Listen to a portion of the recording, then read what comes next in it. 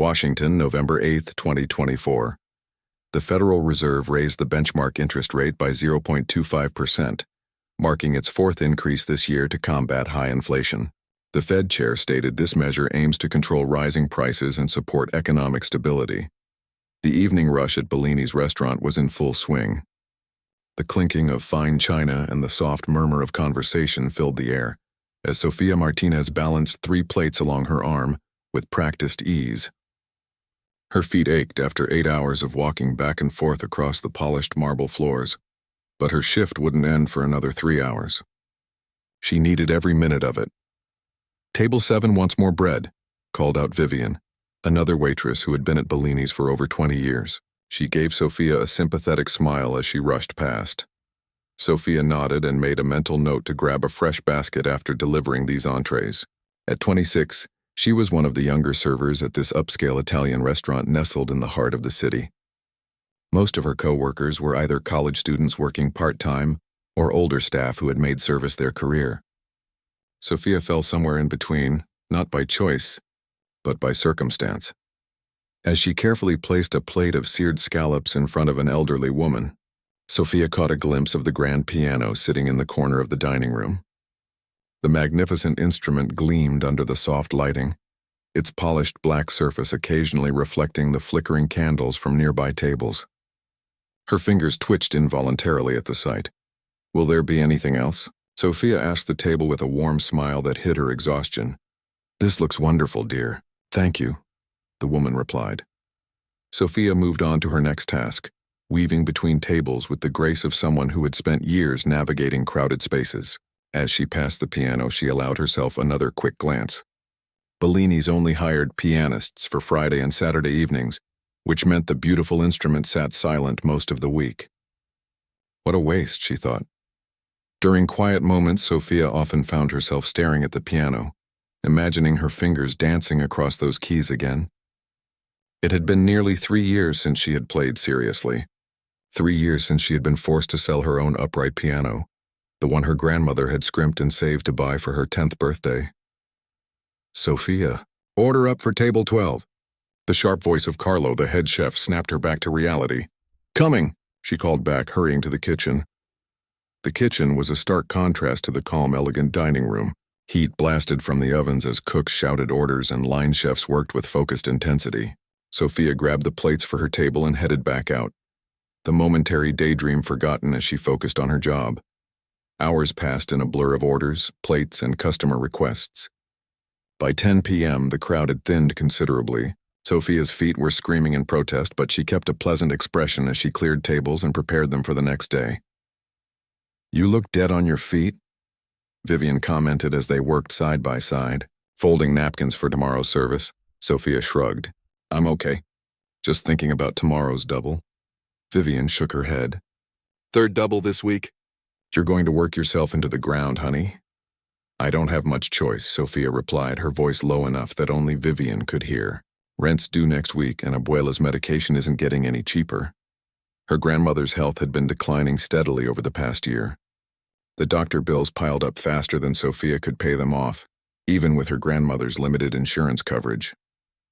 Between that and the rising cost of rent for their small 2-bedroom apartment, Sofia had been forced to take on more shifts than ever before. "You're a good granddaughter," Vivian said, patting her arm. "But don't forget to take care of yourself too." Sofia nodded but didn't reply. Taking care of herself had become a distant luxury. These days she measured success by whether all the bills were paid and if there was food in the refrigerator. Her own dreams had been packed away like winter clothes in summer, still there, but not currently useful. As the last customers paid their bills and the restaurant began to quiet down, Sofia found herself near the piano again while wiping down nearby tables. Without thinking, she ran a finger along its closed lid, leaving a trail in the light dust that had settled there. "Do you play?" asked Roberto, the bartender, who was counting his tips nearby. Sofia pulled her hand back quickly as if caught doing something wrong. "I used to," she admitted. "Used to? That sounds like there's a story there," Roberto said, leaning against the bar counter. Sofia hesitated. Most of her co-workers knew very little about her past.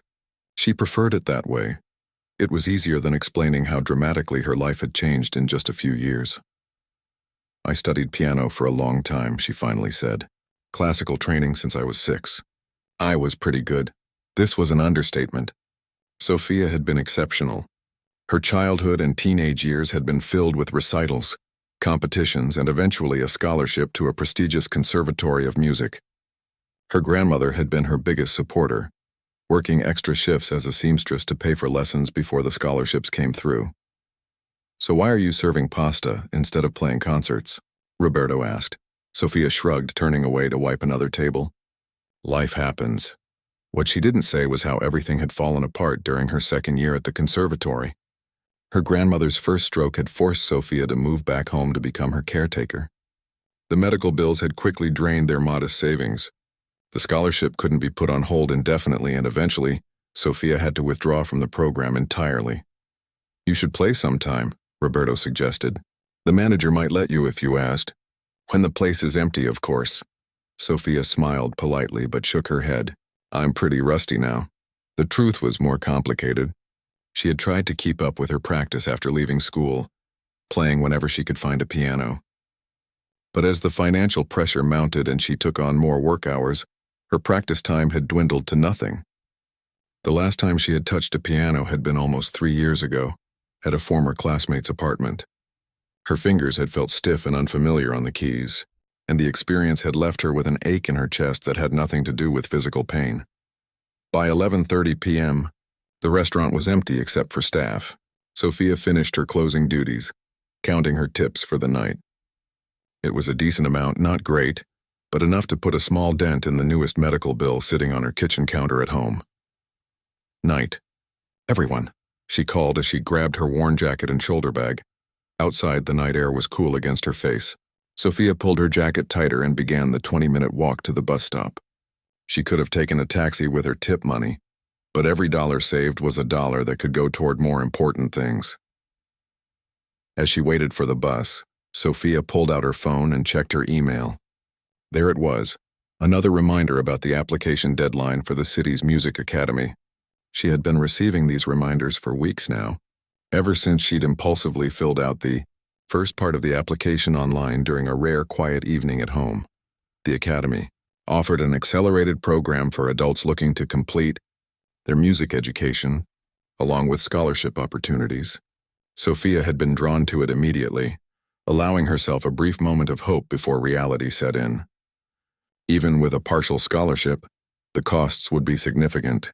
And more importantly, when would she have time to attend classes and practice? She closed the email without responding, just as she had done with all the previous reminders. Some dreams had to stay dreams. The bus arrived with a hiss of brakes. Sophia climbed aboard, finding a seat near the back. As the city lights passed by outside the window, she allowed herself to imagine, just for a moment, what it would be like to sit at Bellini's grand piano and play again, to feel the keys beneath her fingers, to lose herself in the music the way she once had. The fantasy was sweet but brief. By the time the bus reached her stop, Sophia's mind was already on tomorrow's challenges, making breakfast for her grandmother before her morning shift, picking up the new prescription during her break, and somehow finding time to fix the leaking faucet in their bathroom. She walked the last few blocks to her apartment building, a modest structure that had seen better days.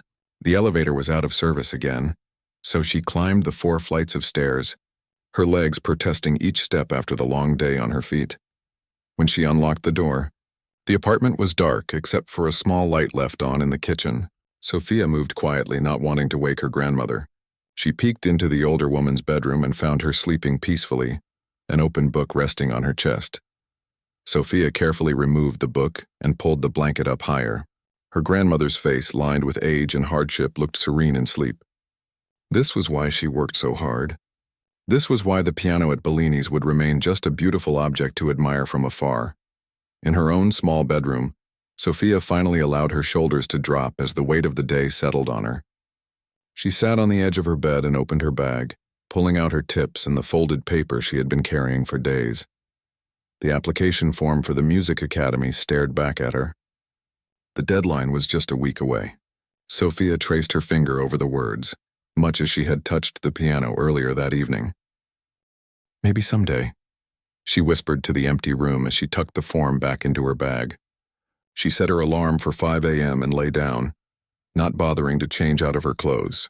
Tomorrow would be another long day, but for now she could close her eyes and remember the music that once filled her life. In her dreams, Sophia still played. Her fingers flew across imaginary keys as melodies flowed through her mind, and sometimes in those dreams she was standing on a stage with lights shining down, taking a bow as the audience applauded. Those were the nights she slept best, waking with a faint smile before reality returned.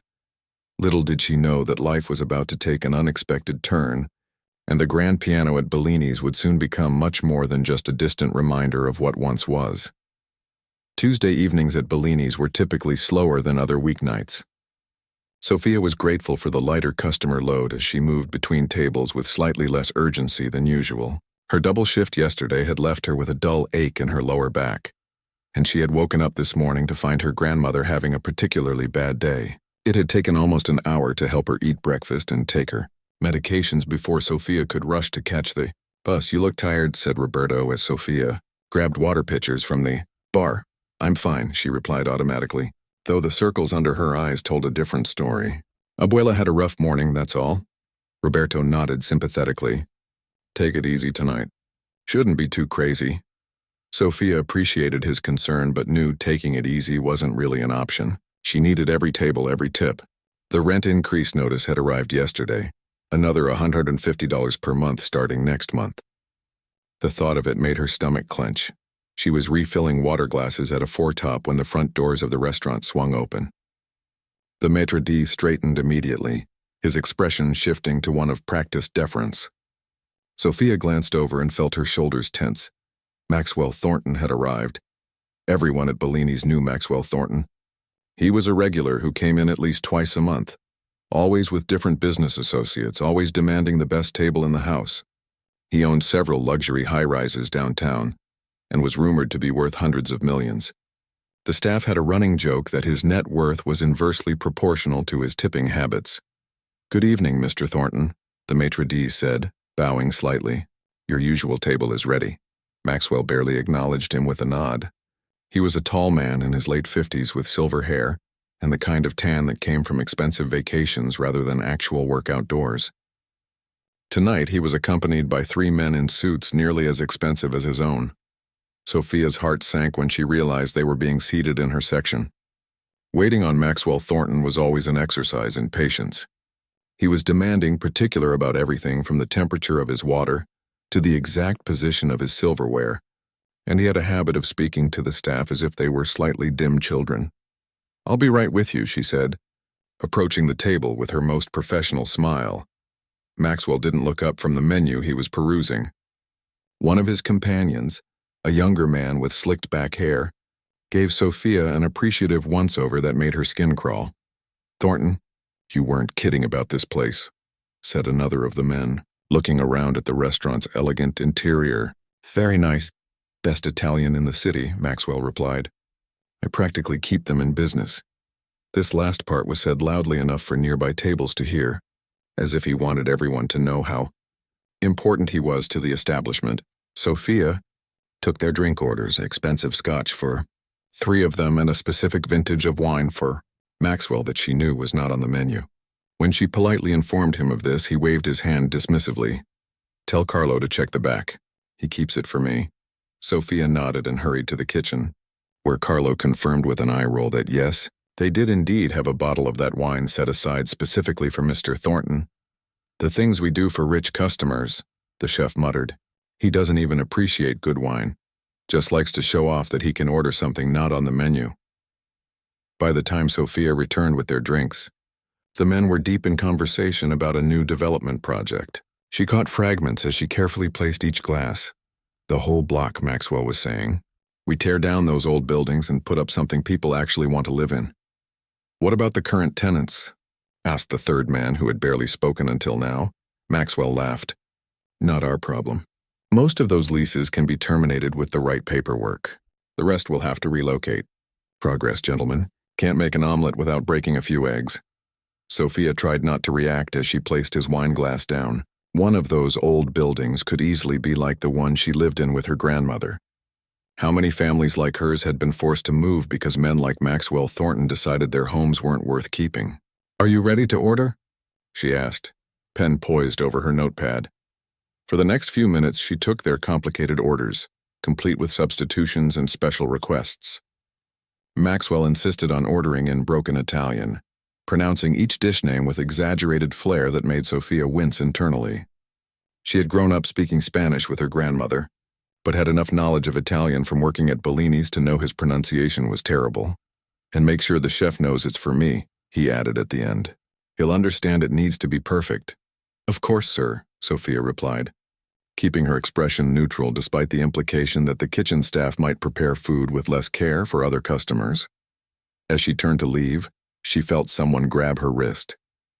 It was the young man with the slicked back hair. "Honey, can you bring us another round before the food comes?" he asked, his fingers lingering on her skin a moment too long. Sophia gently pulled her arm away. "Right away, sir." She hurried to the kitchen to place their orders, then leaned against the wall for a moment, taking a deep breath. Tables like this were the hardest part of the job, not the work itself, but the constant reminder of the power imbalance. These men could spend more on one dinner than she made in 2 weeks, and they wielded that disparity like a weapon, whether they realized it or not. "Thornton giving you trouble?" Vivian asked, appearing beside her with a tray of appetizers. "Nothing I can't handle," Sophia replied. "That man has been coming here for years, and I've never seen him treat the staff with real respect," Vivian said.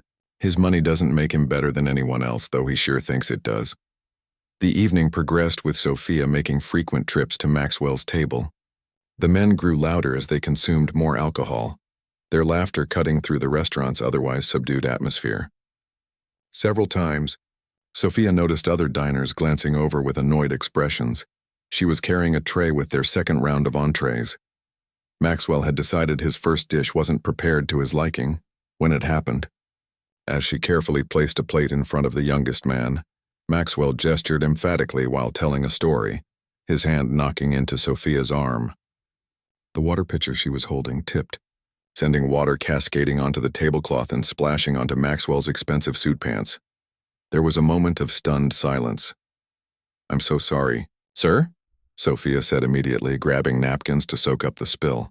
Are you completely incompetent?" Maxwell snapped, standing up so abruptly his chair scraped loudly against the floor. "Look what you've done!" All eyes in the restaurant were now on their table. Sophia felt her cheeks burning as she continued to mop up the water, very aware of the restaurant manager hurrying over. "It was an accident, sir," she said quietly. My hand." Maxwell's voice rose even higher. "Are you saying this is my fault?" Before Sophia could respond, the restaurant manager arrived. "Mr. Thornton, I apologize for the inconvenience," he said smoothly. "Please allow us to comp your meals this evening and have your suit cleaned." Maxwell made a show of examining his pants, though the water had barely left a mark. "This suit cost more than she probably makes in a month," he said, gesturing at Sophia as if she weren't standing right there. "I expect better service at an establishment like this." "Of course, sir." "I assure you this won't happen again," the manager said, shooting Sophia a look that made her stomach drop. She couldn't afford to lose this job. "It was my fault, Mr. Thornton," Sophia said, swallowing her pride. "I should have been more careful." This seemed to satisfy him.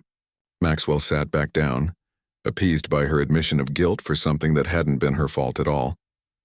His companion snickered, entertained by the little drama. "Perhaps you should stick to simpler work," Maxwell said, his tone dripping with condescension. "Carrying water seems to be too complicated." His friends laughed as if he'd said something incredibly witty. Sophia bit the inside of her cheek and continued cleaning up the spill, her hands trembling slightly with suppressed anger. "Sophia, why don't you take a moment?"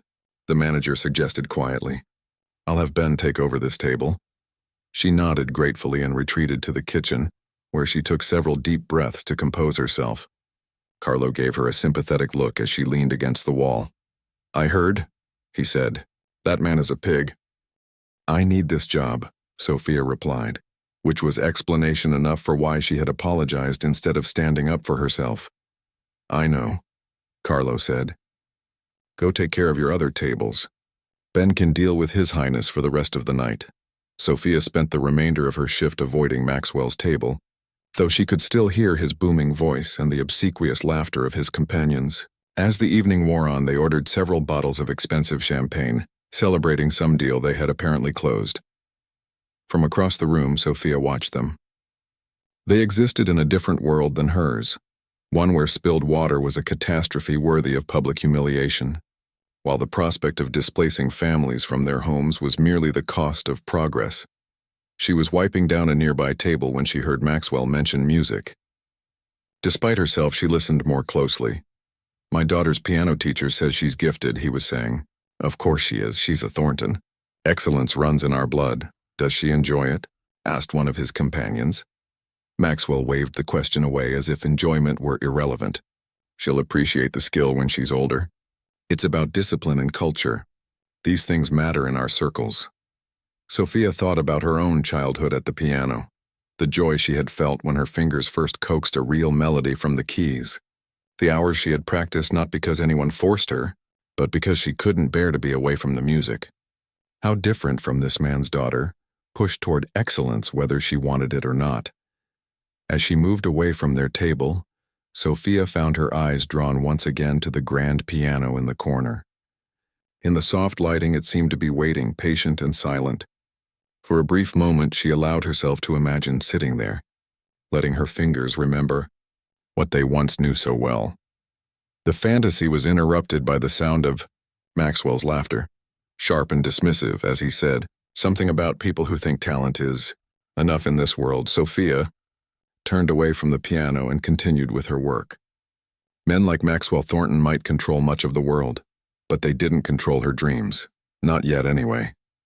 And tonight, when she finally made it home, she would pull out the Music Academy application again. Maybe it was time to stop just dreaming. What she didn't know was that the following evening would bring Maxwell Thornton back to Bellini's and set in motion events that would change everything. Sophia hadn't expected to see Maxwell Thornton again so soon. Yet there he was the very next evening, striding through the front doors of Bellini's as if yesterday's incident had never happened. This time he was accompanied by the same 3 men and 2 additional guests, a woman in a designer dress and an older gentleman with a distinguished air. "Not again," Vivian muttered as they watched from near the kitchen. "Twice in 1 week? What did we do to deserve this?" Sophia said nothing, just adjusted her apron and straightened her shoulders. She had already been told by the manager that she would not be serving Maxwell's table tonight, a fact that brought both relief and irritation. Relief because she wouldn't have to endure his condescension again, but irritation because the lost tips from such a large party would hurt her weekly earnings. "Ben looks thrilled," Roberto commented, dryly as they watched their co-worker lead the group to the restaurant's best table, a round booth with a perfect view of both the dining room and the currently empty piano stage. Sophia went about her duties, serving her assigned tables with her usual attentive care. She couldn't help noticing, however, that Maxwell seemed even louder tonight, his voice carrying across the restaurant as he held court with his guests. He ordered expensive bottles of wine, insisted on off-menu items, and generally made sure everyone knew he was the most important person in the room. "The man acts like he owns the place," Carlos said when Sophia entered the kitchen to pick up an order. "One day he might try to buy it just so he can fire us all." "Don't give him ideas," Sophia replied with a small smile. The evening progressed, and Sophia found herself busy enough that she could almost forget about Maxwell's presence. A family celebrating a birthday, a couple on what appeared to be a first date, and a group of friends catching up. Her tables were filled with people enjoying their meals without making demands or treating her like she was beneath them. These were the moments that made the job bearable. She was clearing plates from the birthday table when she heard it, the familiar opening notes of a Chopin nocturne. Sophia looked up to see that a pianist had arrived for the evening. This was unusual for a Wednesday, as live music was typically reserved for weekends. "Last-minute booking," explained Roberto when she passed by the bar. "Apparently Mr. Important requested some ambiance for his business dinner." The pianist was a middle-aged man Sophia hadn't seen before. He played well enough, his technique sound if somewhat mechanical. Sophia found herself pausing between tasks, listening to pieces she had once known by heart. Her fingers twitched at her sides, muscle memory responding to the familiar melodies. "You're doing it again," Vivian said. catching Sophia staring at the piano during a brief lull. Sophia blinked and returned to reality. Doing what? That thing where you watch the pianist like you're memorizing every note, Vivian replied. Why don't you ever play? Roberto said you're trained. Sophia shook her head. That was a long time ago. Can't be that long.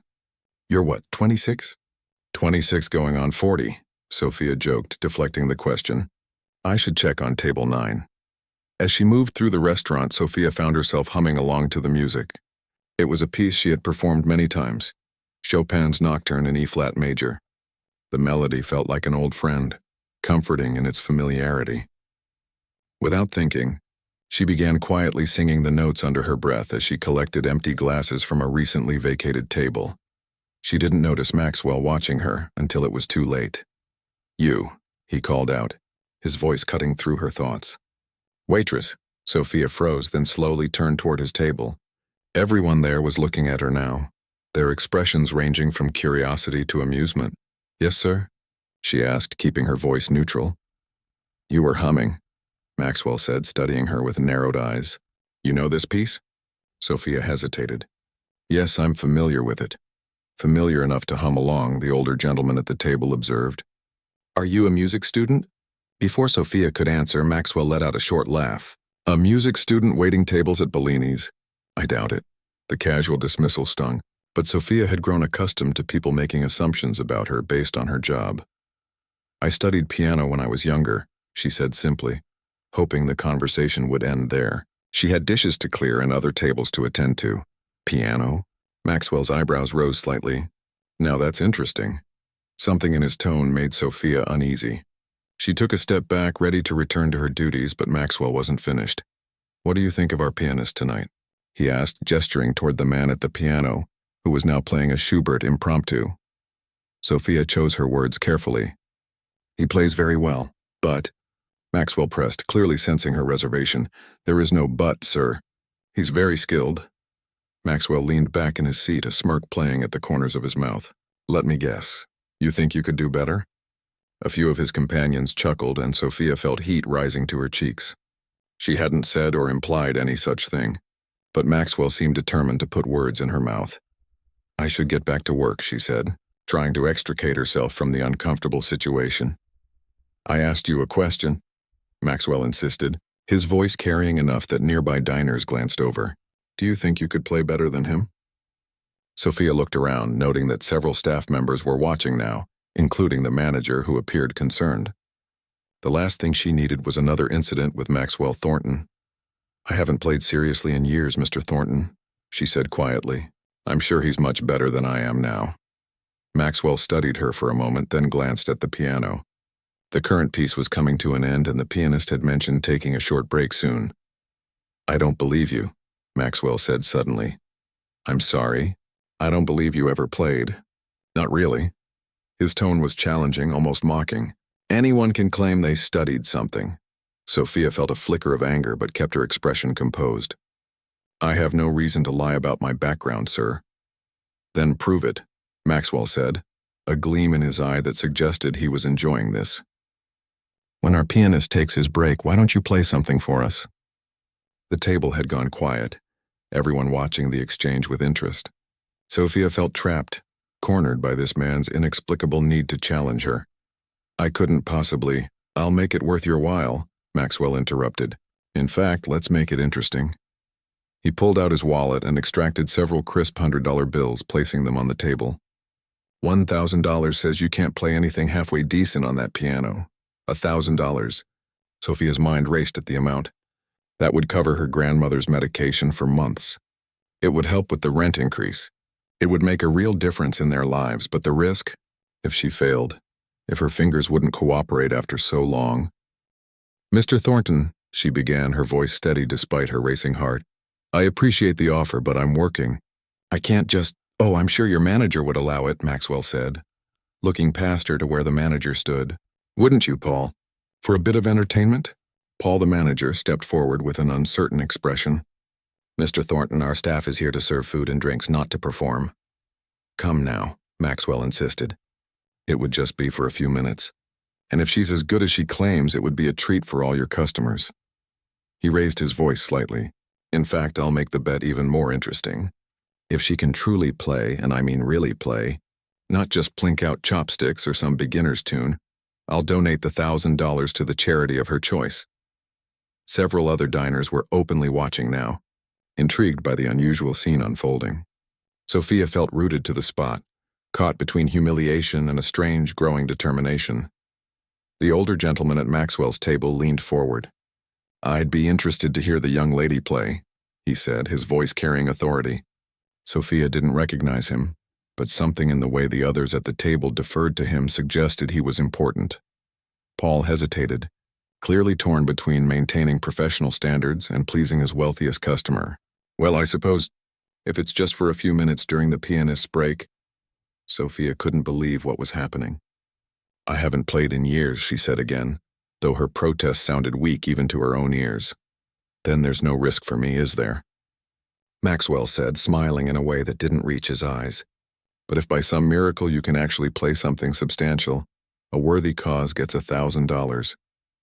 Everyone wins." The woman in the designer dress spoke for the first time. "Oh, let her try, Maxwell. It'll be fun." Fun. As if Sophia's potential humiliation was simply evening entertainment for these people. She looked around the restaurant at the curious faces of the other diners, at her co-workers watching with varying expressions of concern and interest. Roberto gave her an encouraging nod from behind the bar. The pianist had finished his piece and announced his 10-minute break. The timing couldn't have been more perfect or more terrible, depending on how Sophia looked at it. "Well?" Maxwell prompted, tapping the stack of bills on the table. "What's it going to be? Are you going to show us this talent of yours, or was it all just talk?" Sophia took a deep breath. She thought of her grandmother, of the bills piling up at home, of the music academy application still sitting in her bag. She thought of all the times she had glanced longingly at the piano in this very restaurant, wishing she could touch those keys again, and she thought of Maxwell Thornton's smug certainty that she would fail, that someone like her, a waitress, a nobody in his eyes, couldn't possibly possess real talent or skill. Something shifted inside her. A quiet determination replaced her hesitation. "All right," she said, her voice stronger now. "I'll play." Maxwell's eyebrows rose in surprise. He clearly hadn't expected her to accept the challenge. "Well, well," he said, recovering quickly. "This should be entertaining. And if I play well," Sophia continued, meeting his gaze steadily, "you'll donate the $1,000 to the Children's Hospital Foundation." It was the first charity that came to mind. The hospital that had treated her grandmother during her first stroke. "Fine," Maxwell agreed. "But it has to be something substantial. A real piece that demonstrates actual skill." Sophia nodded. She untied her apron and handed it to Vivian, who had appeared at her side. "Are you sure about this?" Vivian whispered. "No," Sophia admitted. "But I'm going to do it anyway." As she walked toward the piano, Sophia felt as though she were moving through a dream. The restaurant had grown quiet, all eyes following her progress. The resident pianist stepped aside with a curious expression, gesturing to the bench as if to say, "It's all yours." Sophia sat down and placed her hands on the keys. They felt cool and smooth beneath her fingers, familiar yet strange after so long. She took a deep breath, closed her eyes for a moment, and tried to remember who she had been before life had forced her to set this part of herself aside. The question now was, what should she play? Something to impress Maxwell and his friends? Something to move the other diners? Or something for herself? A piece that would reconnect her to the musician she once was? As her fingers hovered over the keys, Sophia made her choice. And in that moment, everything else faded away. The restaurant, the onlookers, Maxwell's smug face. There was only Sophia and the piano, ready to rekindle an old friendship that had been dormant for too long. The restaurant had fallen completely silent. Conversations halted mid-sentence. Silverware paused halfway to mouths, and even the kitchen staff peered through the serving window. All eyes were on Sophia as she sat at the piano, her back straight, her hands resting lightly on the keys. For a brief, terrifying moment, her mind went blank. It had been so long, nearly 3 years since she had last played anything substantial. What if her fingers wouldn't cooperate? What if the music had abandoned her just as she had abandoned it? From his table, Maxwell watched with barely concealed amusement, clearly expecting her to embarrass herself. The thought sparked something in Sophia. Not just determination, but a flicker of the passion that had once defined her life. She took a deep breath and began to play. The opening notes of Chopin's Ballad No. 1 in G minor filled the room. Gentle at first, like a question being asked, Sophia had chosen this piece deliberately. It was challenging enough to prove her skill, but also deeply emotional, a piece that had always spoken to her heart. It began softly, almost tentatively, before building to passages of incredible technical difficulty and raw emotional power. Her first few measures were hesitant, her fingers finding their way back to familiar territory. But with each note, each phrase, muscle memory began to return. The thousands of hours she had spent practicing this piece hadn't disappeared entirely. They had just been dormant, waiting for this moment. By the time she reached the first major theme, Sophia had forgotten about Maxwell, about the bet, about the restaurant full of strangers watching her. The music had taken over, flowing from her fingers as naturally as breathing. Her body swayed slightly with the changing dynamics, leaning into the crescendos, pulling back during the more delicate passages. Near the bar, Roberto whispered to Vivian, "Did you know she could play like this?" Vivian shook her head, her eyes wide with amazement. "I knew she said she studied piano, but this is something else entirely." At Maxwell's table, the smug smile had faded from his face, replaced by a look of genuine surprise. The older gentleman beside him was leaning forward, his eyes intent on Sophia's hands as they moved across the keyboard with increasing confidence and fluidity. The piece progressed, moving through its various sections, now lyrical and sweet, now turbulent and dramatic. The ballade told a story, one that seemed to mirror Sophia's own journey from passion to loss to this unexpected moment of reclamation. As she played the more technically demanding passages, her fingers flew across the keys with a precision that belied her years away from the instrument. A small part of her registered the occasional missed note, the slight hesitations where her technique had grown rusty. But these were minor flaws in what was otherwise a remarkable performance. The emotional core of the piece remained intact, perhaps even enhanced by the raw honesty of her playing. The restaurant remained utterly silent except for the music. Even the kitchen had gone quiet, the chefs and dishwashers pausing in their work to listen. One elderly couple near the piano watched with tears in their eyes, the woman reaching for her husband's hand as the music swelled. Sophia approached the final section of the piece, the coda, with its torrential cascade of notes leading to the dramatic conclusion. This was the most challenging part technically, a passage that had once required weeks of dedicated practice. For a split second, doubt crept in. Could she still do this? But her fingers seemed to make the decision for her, launching into the rapid sequence with a confidence that surprised even her. The notes tumbled forth like water over rocks, building to the final thunderous chords. When the last note faded into silence, Sophia remained still, her hands hovering above the keys, her eyes closed. For a moment she was afraid to break the spell, to return to reality and face whatever reaction awaited her. Then the applause began. It started with a single person, the elderly man who had been moved to tears, and quickly spread throughout the restaurant. Soon everyone was clapping, some people even rising to their feet. A few let out appreciative whistles or shouts of "Bravo!" Sophia opened her eyes, momentarily disoriented by the response. She turned to look at the dining room and saw faces filled with genuine awe and delight. Her co-workers were applauding too, Vivian wiping away a tear, Roberto grinning broadly, even Carlo and the kitchen staff clapping from the doorway to the kitchen. Her gaze finally landed on Maxwell's table. The arrogant businessman sat completely still, his expression unreadable. Beside him, the older gentleman was on his feet, applauding with unmistakable enthusiasm. The woman in the designer dress was smiling, clearly impressed, while Maxwell's business associates looked stunned. The applause continued as Sophia rose from the bench and gave a small, slightly awkward bow.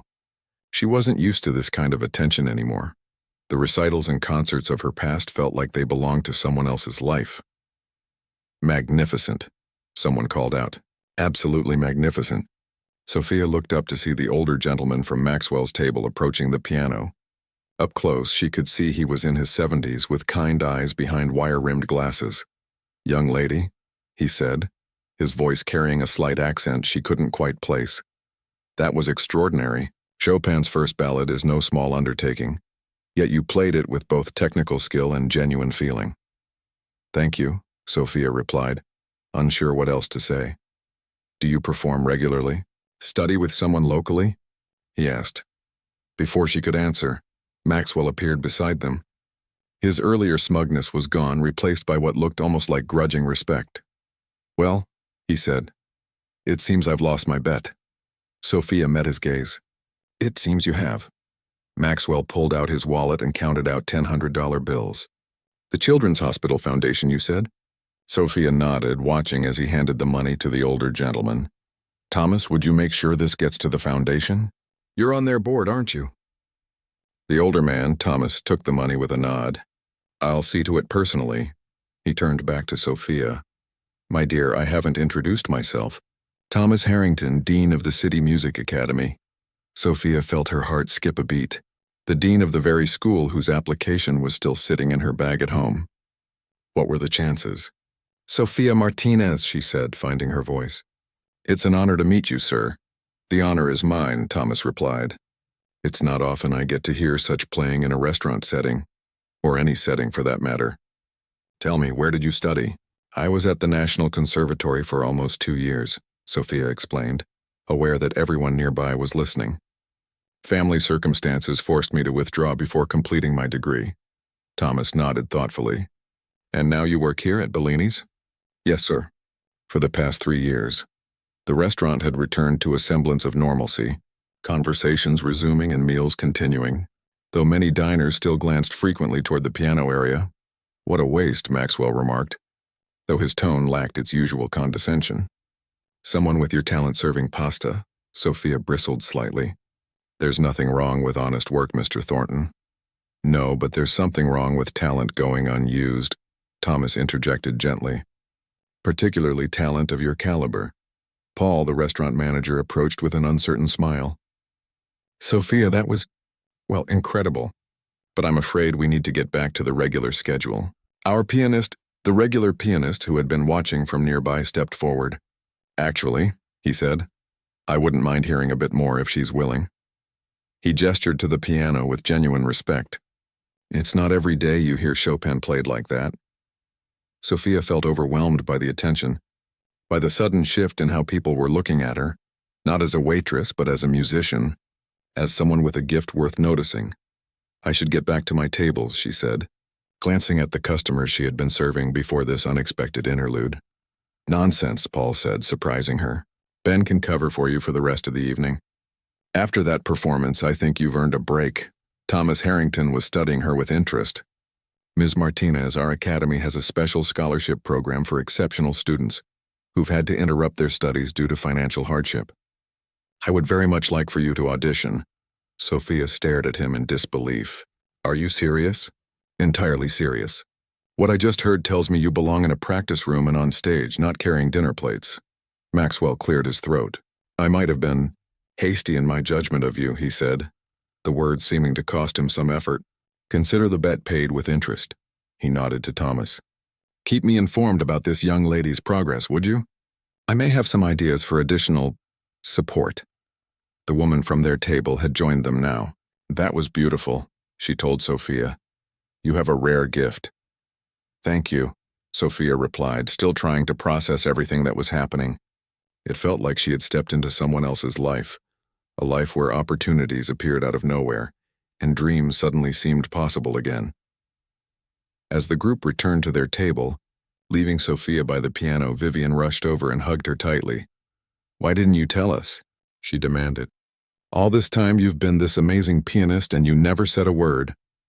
Sophia smiled, a genuine smile that reached her eyes for the first time in what felt like years. It didn't seem relevant to carrying plates and taking orders. Not relevant? Sophia, you just played like I don't even know what. Everyone in this place was completely mesmerized, it was true. Even now, diners were looking at her differently with respect and curiosity. A young girl from one of the tables approached shyly. Excuse me, she said, her voice barely above a whisper. That was really pretty. I'm learning piano too, but I'm not very good yet. Sophia knelt down to the child's level. Keep practicing, she said. I started when I was about your age. Did you always love it? Sophia thought about this for a moment. Yes, she answered honestly. Even when it was difficult, I loved it. The girl smiled and returned to her parents, who nodded appreciatively to Sophia. Roberto appeared with a glass of water for her. "So," he said, handing it to her, "the dean of the music academy, huh? That's some coincidence." "I can hardly believe it myself," Sophia admitted, taking a grateful sip. "I've been sitting on the application for weeks, too afraid to submit it because it seemed impossible. And now?" Sophia looked around the restaurant, at Thomas Harrington deep in conversation with Maxwell, at her co-workers watching her with newfound respect, at the piano that had just reconnected her with a part of herself she'd feared was lost forever. "Now," she said slowly, "I think I need to reconsider what's impossible." The regular pianist had returned to the bench and begun playing again, a gentle jazz standard that formed a pleasant backdrop to the evening's conversations. Yet many in the restaurant seemed to be waiting, wondering if the waitress with the extraordinary talent would play again. Sophia knew she wouldn't. Not tonight. She had already done what she came to do, had already proven what needed proving, both to Maxwell Thornton and, more importantly, to herself. The music hadn't abandoned her after all. It had been waiting patiently, just like the piano in the corner of Bellini's, for the moment when she was ready to return to it. As she helped Vivian clear a nearby table, her mind was already racing ahead, to the scholarship Thomas had mentioned, to the possibility of resuming her education, to a future that suddenly held more promise than it had just an hour ago. And it had all started with a rich man's bet, a challenge born of arrogance that had unexpectedly opened a door Sophia had thought closed forever. 3 months had passed since the night Sophia sat down at the piano in Bellini's restaurant. 3 months that had changed everything. The morning after her performance, Sophia had woken up to find her phone buzzing with messages. Word had spread quickly among the staff, and even a few regular customers had asked for her contact information. But the message that mattered most came from Thomas Harrington's office at the City Music Academy, formally inviting her to audition for their special scholarship program.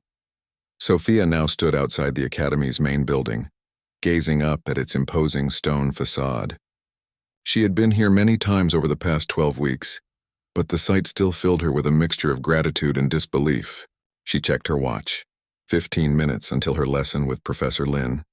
Enough time to grab coffee from the student lounge. As she walked through the grand entryway, Sophia nodded to several students who greeted her by name.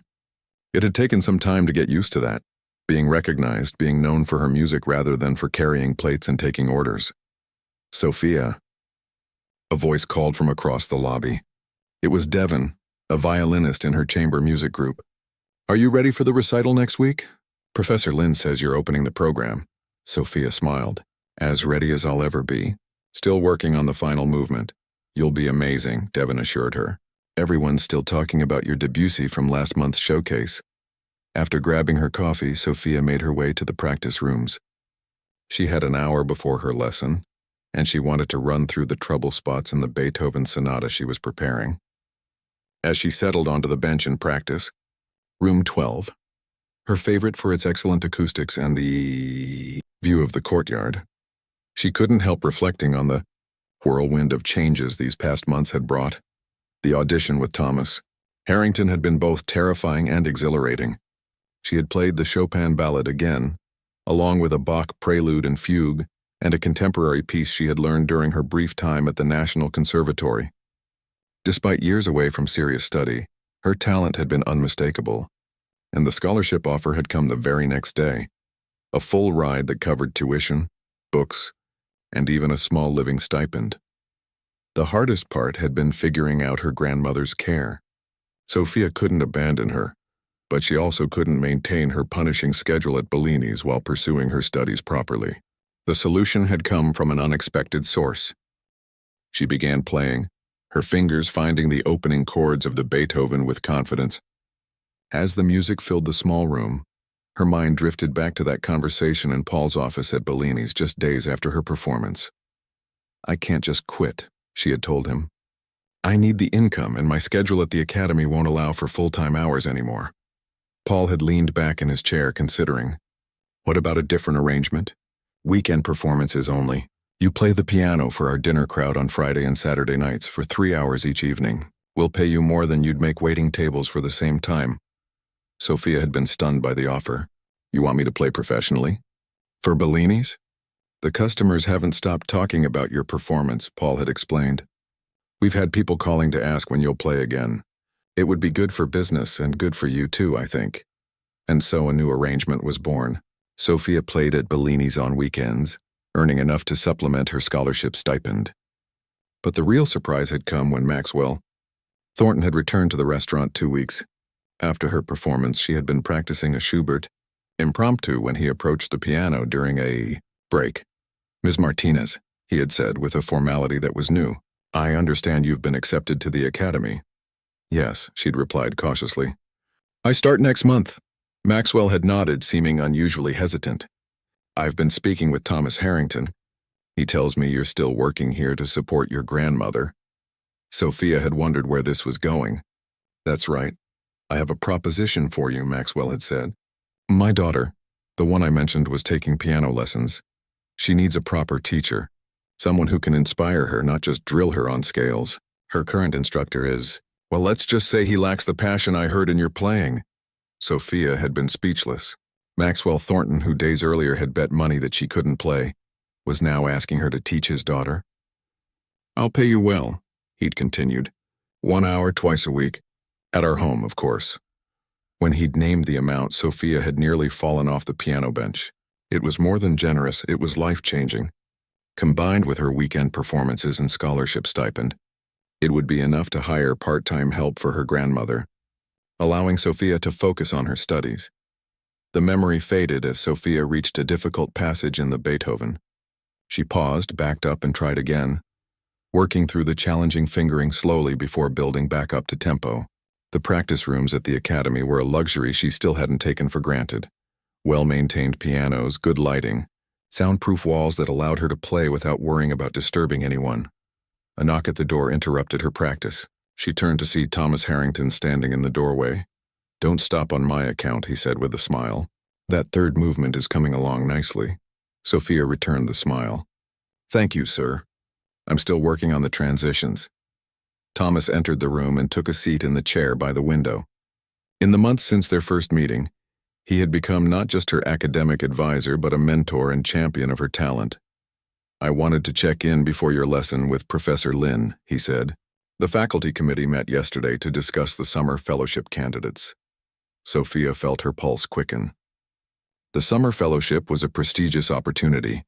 6 weeks at a renowned music festival in Europe, studying with master pianists from around the world. She had applied without much hope, knowing that it usually went to students with years more training, and, she asked, trying to keep her voice steady. Thomas's eyes twinkled. Congratulations are in order. You've been selected as one of our 2 piano fellows this year. For a moment, Sophia couldn't speak. This wasn't supposed to happen. Not to someone who had been away from music for years, not to someone who had only rejoined the academic world 3 months ago. But how? She finally managed. There are students here who have been preparing for this for years. Yes, Thomas agreed. And none of them play with the emotional depth you bring to your performances.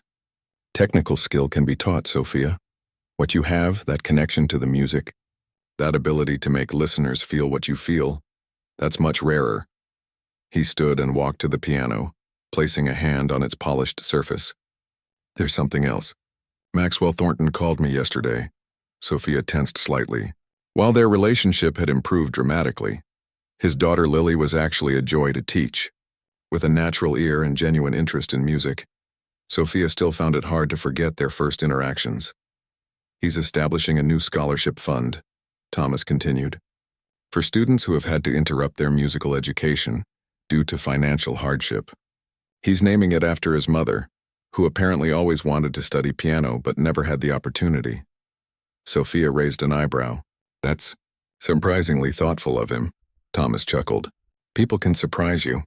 He mentioned that teaching Lily has been good for her. She's practicing voluntarily now, not just when forced. She has real talent, Sophia said honestly, and she just needed someone to help her find the joy in it, not just the discipline.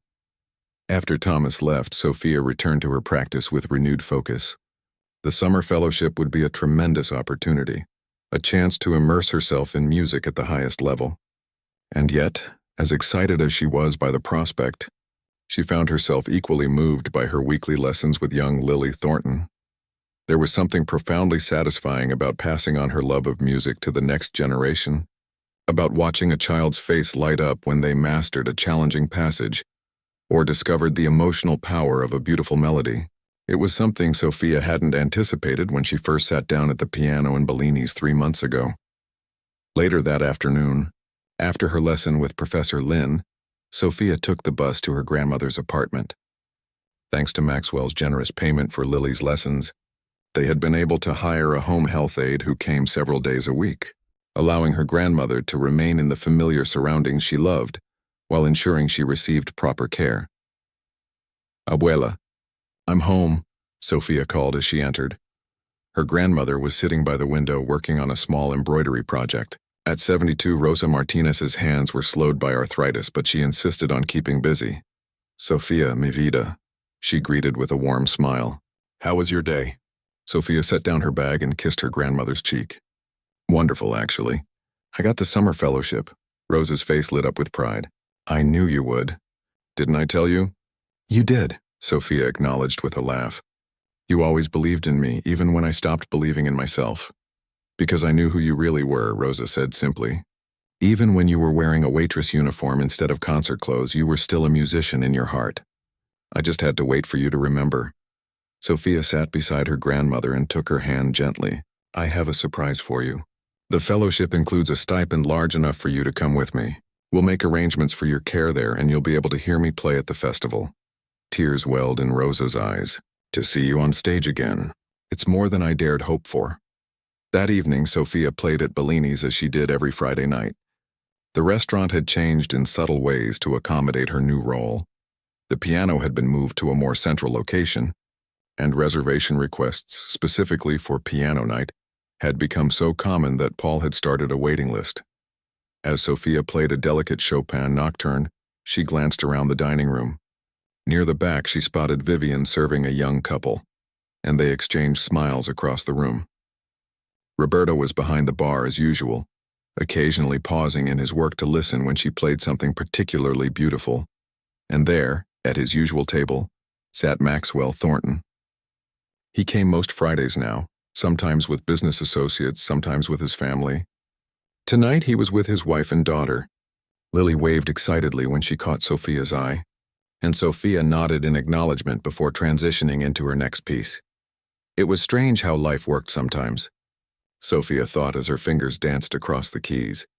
How a moment of humiliation could transform into an opportunity, how a cruel bet could lead to rediscovering a passion she had thought lost forever. As she played the final piece of her first set, the ballade that had changed everything, Sophia felt a sense of completion, of having come full circle.